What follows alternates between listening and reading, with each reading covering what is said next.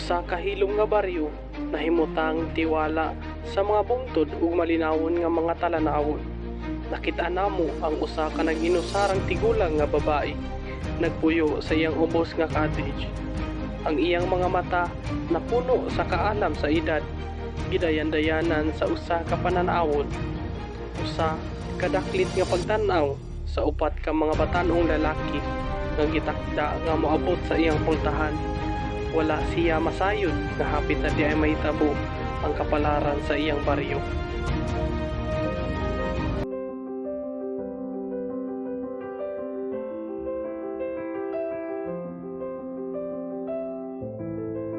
Usa ka hilom nga lawak naligo sa humok.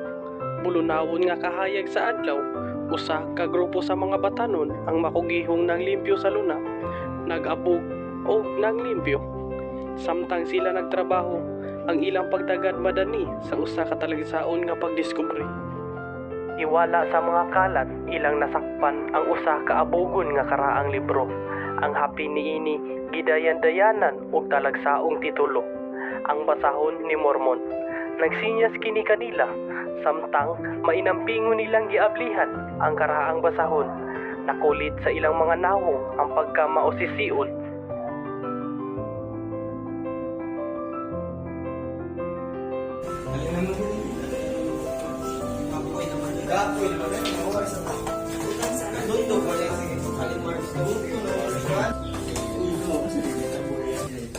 Basta una pa rin na panahon. Nice kayo yung wallet sa ilang panahon. Sabon sa mo. Ingon daw ni Bishop, mag-impid daw po sa clerk. Papilong kay Hugo kayo. Wala, kumulin. So, hindi ka po ino. Sige, balik ka. Sa ilang pag-apli ang mga panid niini nga libro. Ang mga panid mibalik ug ang realidad mismo murag mibalibad ug miduko. Sa kalit lang, wala na sila sa kwarto nga ilang nailhan kaniadto. Sa usa ka pagpamilok, ang lawak ug ang mga nagpuyo niini nahanaw nga walay pagsubay. Gilamoy sa mismong mga panid ang ilang gipangasahan sa pagsuhid. Ang ilang kapalaran, usa ka misteryo nga gitago sulod sa walay kinutuban nga kahiladman, ang basahon ni Mormon.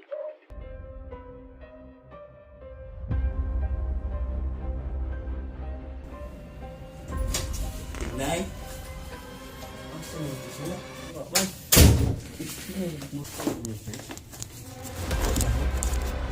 Sa dihang nakita nila ang ilang kaugalingon, nagibira ngadto sa mga pahina sa libro. Gibati nila ang lawom nga pagbati sa kalibo. Walay kasiguruan, may tungod sa mga panghitabo nga nahitabo ug diin sila misampo.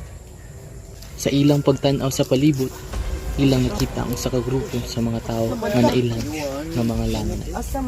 Sa pagkikita sa ilang kaugalingon, pareha silang nanghingangha sa pagkikita nga nabag-o ang ilang pagkatao. Nahimo sila upat Tara, nga kita ikuha nga ito pangutanon.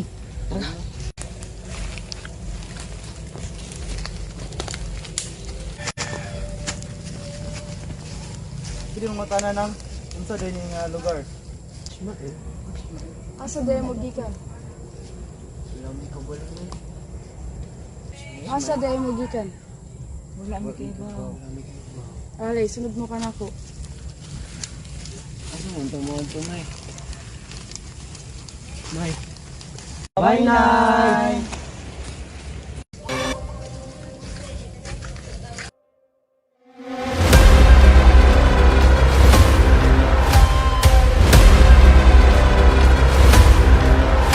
Sa diha nga ang mga Lamanite mitan-aw sa upat ka anak nga lalaki ni Mosiah, sila dali nga midakop kanila, determinado sa pagtugyan kanila ngadto sa atubangan sa ilang hari.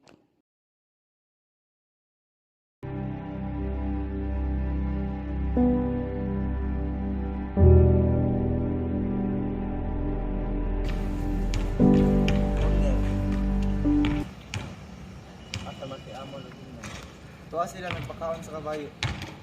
Patawag mo sa hari. Meron, nagpatawag dito sa akin.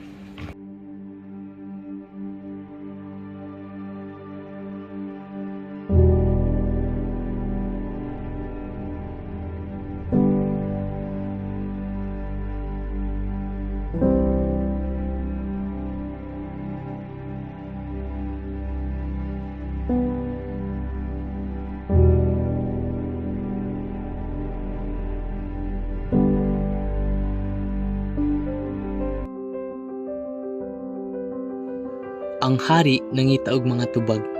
Nagampo sa kinasing-kasing nga masayod kung ang mga pagtulunan sa upat ka anak ni Mosiah tinuod ba. Ang iyang pagpangita sa kamatuuran mitultul kaniya ngadto sa halalom nga pakigtagpo sa Dios nun. Ang balita sa halawom nga pagkatulog sa hari mikalyap.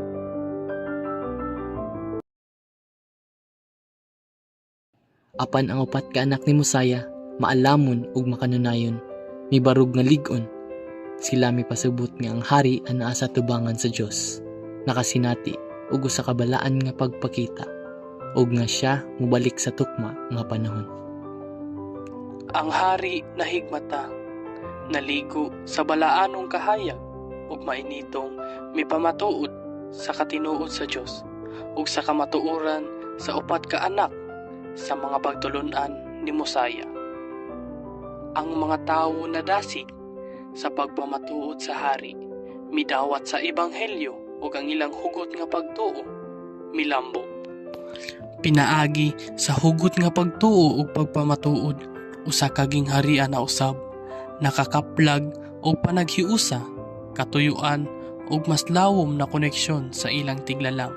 Ang ilang misyon karon nagsingabot sa mga katumanan sa panan-awon sa tigulang nga babae.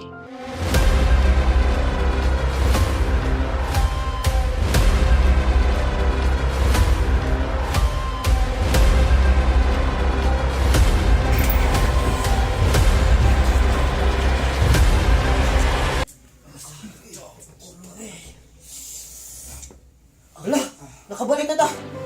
Kaya no? Usa ang upat ka anak nga lalaki ni Mosiah mibalik sa ilang kalibutan. Ingon ug mubura sa panahon ang milabay. Apan sa tinuod, sila lamang ang tigdala sa mga handumanan sa ilang talagsaong misyon sa pagsangyaw sa ebanghelyo tiwala sa mga lamanay. Bisan pa usa ka butang nga lawom ang nabag-o sulod nila.